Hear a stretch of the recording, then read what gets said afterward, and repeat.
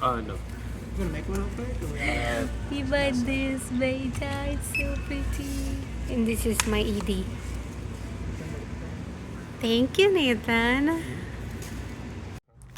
सलाम नमस्ते आदाब प्यारे दोस्तों, आज मैं आपको दिखाऊंगी मेरा एक्वेरियम और मेरा बेटा फ़िश जिसको मैं बोलती हूँ ब्लूबेरी। अच्छा तो मैं काफ़ी अरसे से अपने हस्बैंड को बोलती आ रही थी कि मुझे मछली अच्छी लगती है, घर में ऐसे तैरती हुई मछली, एक्वेरियम अच्छा होता है, उसको देखना रिलैक्सिंग होता है। और मुझे किसी ने कहा था कि ब्लड प्रेशर के लिए एक्वेरियम बहुत अच्छा होता है, तो आप अपनी वालदा के लिए एक फ़िश टैंक रख सकते हो घर में।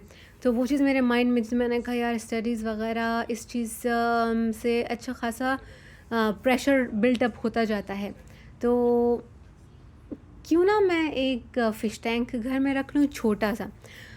तो मैं अपने हस्बैंड को कहती रही कि this would be a good idea to have a fish tank and it can be relaxing and soothing for both of us. तो इसने बोला हाँ हाँ ठीक है, हाँ ये अच्छा आइडिया है।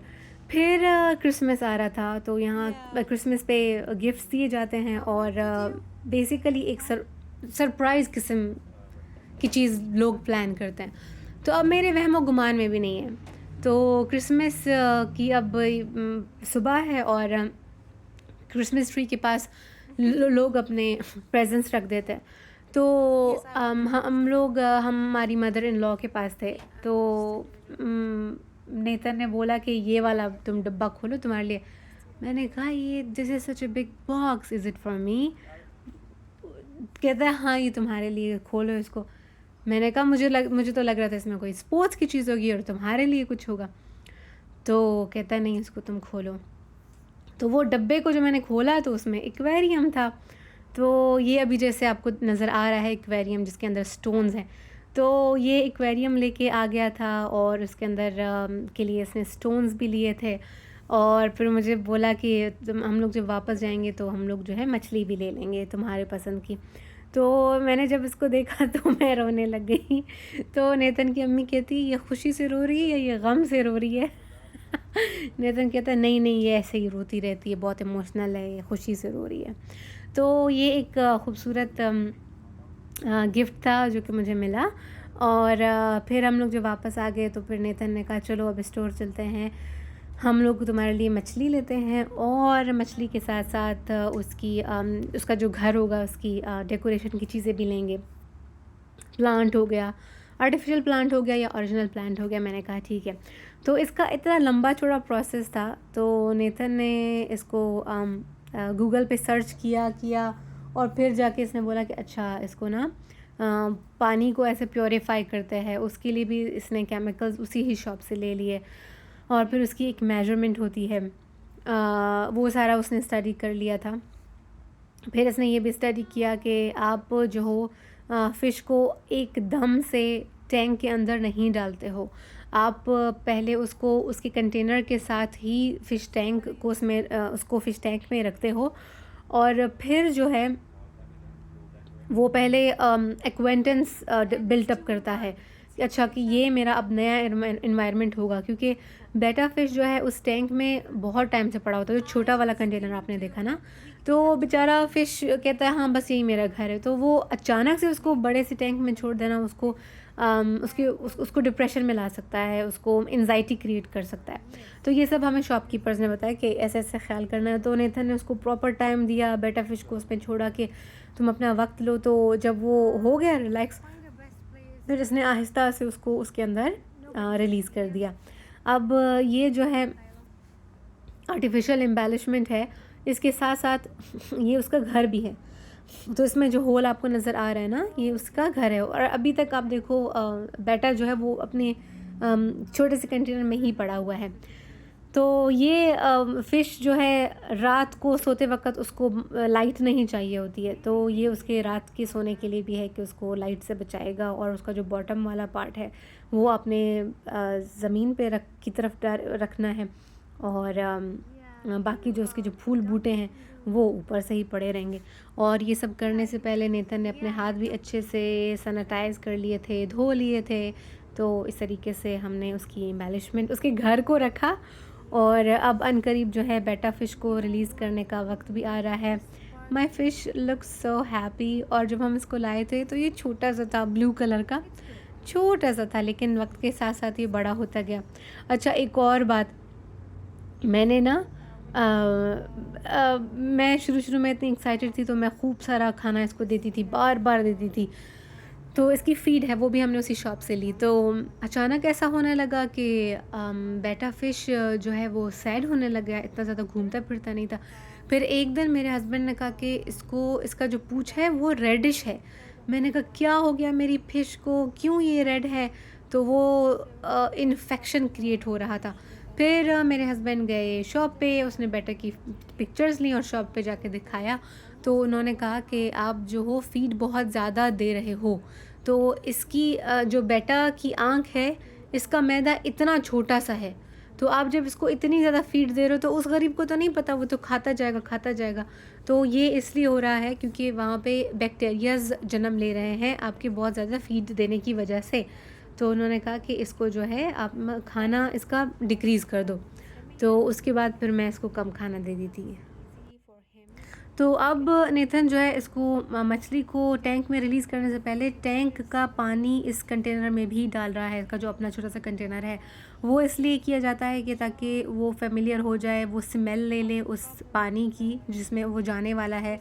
तो वही बात है कि एकदम से उसको पैनिक अटैक ना आए, तो इसलिए ये सब कुछ ये सारे प्रोटोकॉल्स किए जाते हैं कि अचानक से फ़िश को पानी में मत छोड़ दो, क्योंकि पानी के जो मिनरल्स होते हैं वो भी अलग अलग होते हैं और पानी में जो आयरन वगैरह होता है उसका लेवल भी डिफरेंट होता है।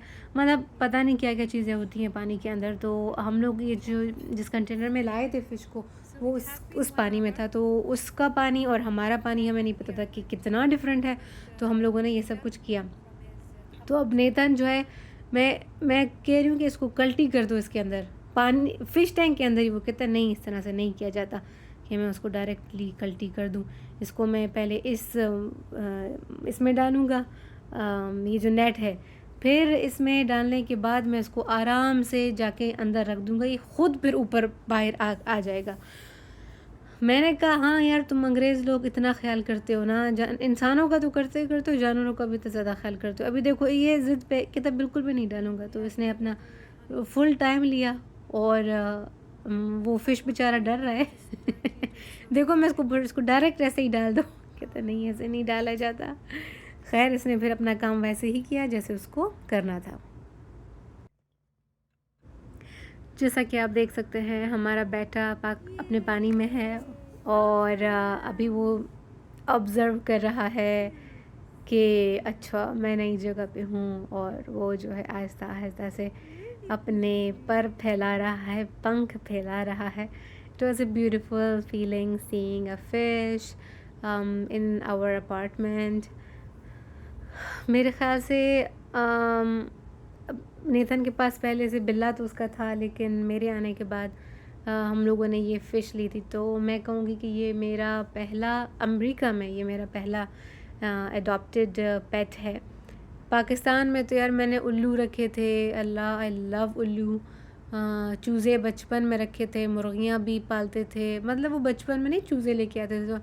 और मेरे चूज़े ज़िंदा रहते थे, मेरे चूज़े नहीं मरते थे, वो बड़े बांगे बन जाते थे। फिर अब्बा हजूर के होते थे चकोर, तो बांगे जो है वो चकोर की बादाम और उसका दाना सब खा जाते थे। तो एक वक्त आ गया, अब्बा ने कहा गुम करो इनको, मत लाओ। इसके अलावा हमारे घर में कबूतर भी हुआ करते थे, चकोर तो बहुत, तीतर भी हुआ करते थे। मुझे अभी भी बहुत शौक़ है मुर्गियाँ पालने का, क्योंकि यार अंडा बंदा अपनी मुर्गी का खाए, हाय बाकी उसके गोश्त का तो नहीं पता। कभी कभी मैं सोचती हूँ कि मैं जो हूँ वेजिटेरियन हो जाऊँ यार। बेचारे जानवरों को जब ज़िबा करते हैं मुझे बहुत बुरा लगता है, तो सोचती हूँ कि वेजिटेरियन हो जाऊँ। अब पता नहीं क्या होता है। खैर ये इसका खाना है, फ़ीड है इसकी, और इसकी फ़ीड ही मछली के गोश्त से बनी हुई है। इसकी बहुत स्ट्रॉन्ग स्मेल है, तो इसके बस 5-6 कणे देने होते हैं। और मैं शुरू में इतना प्यार इसके लिए था, अभी भी है, कि मैं इसको देती रहती थी खाना। अब ये बिल्ला इसको देख रहा है, बिल्ला कहता है कि मैंने इसको अटैक करना है, मुझे छोड़ो कि मैं इसको अटैक करूं और मैं इसको खाएगा तो नहीं, खेलूं इसके साथ। ये बिल्ला हमारा बहुत डेंजरस बिल्ला है। जैसे परिंदों को ये लोग देखते ही पागल हो जाते हैं, इस तरीके से इसने मछली को देखा और ये पागल हो गया था। अभी भी ऐसा करता है कि उसके टैंक के ऊपर ये चढ़ जाता है। ये देखो कितना प्यारा, ओई ओई कुर्बान।